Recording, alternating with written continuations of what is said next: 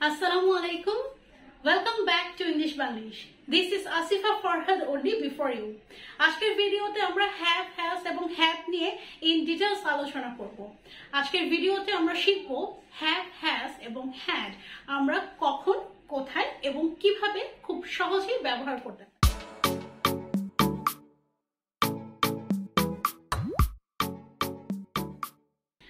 have, has এবং had. have এবং has use হয় present tense এর ক্ষেত্রে। We use it in present tense. had use হয় past tense এর ক্ষেত্রে, যেটা আপনারা already জানেন। have এবং has এই দুইটা auxiliary verb এর same meaning, সেটা হচ্ছে আছে। আছে বোঝাতে আমরা have এবং has use করি in present tenses। একইভাবে had আমরা past tenses এর ক্ষেত্রে ইউজ করি এবং had অর্থ ছিল। have এবং has এর past ফর্মটাই হচ্ছে had। সো চলুন তাহলে আমরা কিছু এক্সাম্পল এর মাধ্যমে দেখি যে আমরা কখন কোথায় কিভাবে have, has এবং had ব্যবহার করব। Number 1, I have a book। আমি যদি বলি আমার একটি বই আছে, তখন আমি বলবো I have a book। আমার একটি বই আছে। Number 2, he had a dog। তার একটি পুতুল ছিল। দ্যাট মিন্স এখন নেই, আমরা পাস্টের কথা বলছি, এই কারণে আমরা এখানে had ইউজ করেছি যে তার একটি পুতুল ছিল। Number 3, they have a beautiful garden। তাদের খুব সুন্দর একটা বাগান আছে। সো এটা আমাদের প্রেজেন্ট সিচুয়েশনের কথা বলছে, and that is why here we are using have। Number 4, she had no money। তার কাছে কোনো টাকা ছিল না। Number 5, Naim has a cat। নাইমের একটি বিড়াল আছে। Number 6, you have many friends। আপনার অনেক বন্ধু আছে। সো এখানে আমরা have ইউজ করছি আছে বোঝানোর জন্য, and the situation is obviously the present one। Number 8, I have a cat। আমার একটি বিড়াল ছিল, তার মানে বিড়ালটা এখন নেই। Number 8, he has some books। তার কিছু বই আছে। That means present, এবং আমি আছে অর্থে has ইউজ করছি।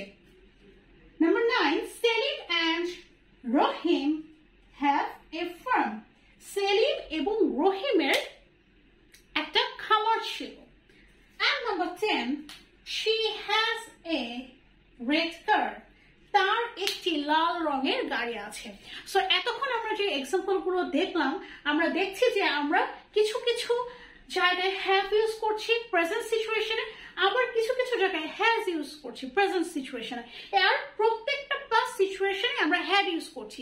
সো আপনারা আমাকে বলতে পারেন যে আমরা কখন have ইউজ করব আর কখন has ইউজ করব। এটা কিন্তু আমি আপনাদের সাথে আগের একটা ভিডিওতে আলোচনা করেছিলাম। আপনারা যদি কেউ মিস করে থাকেন তাহলে সেটা আই বাটন ক্লিক করে দেখে নিতে পারেন।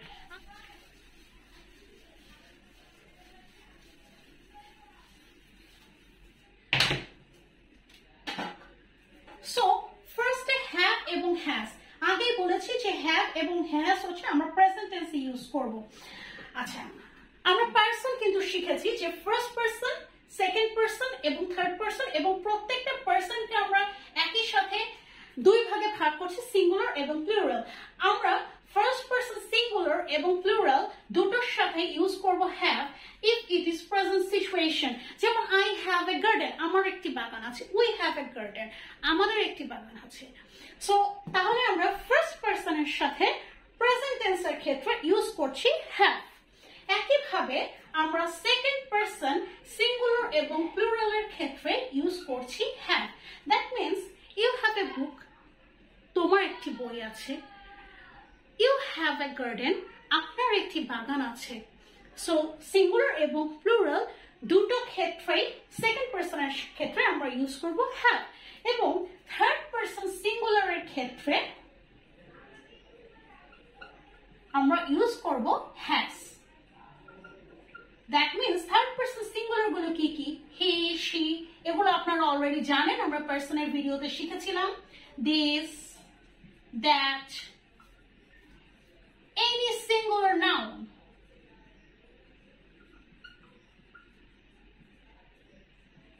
তার মানে যে কোনো সিঙ্গুলার নাউনের ক্ষেত্রে, দ্যাট মিন্স থার্ড পারসনের ক্ষেত্রে আমরা ইউজ করব হ্যাজ, এবং থার্ড পারসন প্লুরালের ক্ষেত্রে আমরা ইউজ করব হ্যাভ। থার্ড পারসন প্লুরাল হচ্ছে দে, দিজ, দোজ, এবং যে কোনো প্লুরাল নাউন, যে কোনো প্লুরাল নাউনের ক্ষেত্রে আমরা ইউজ করব হ্যাভ।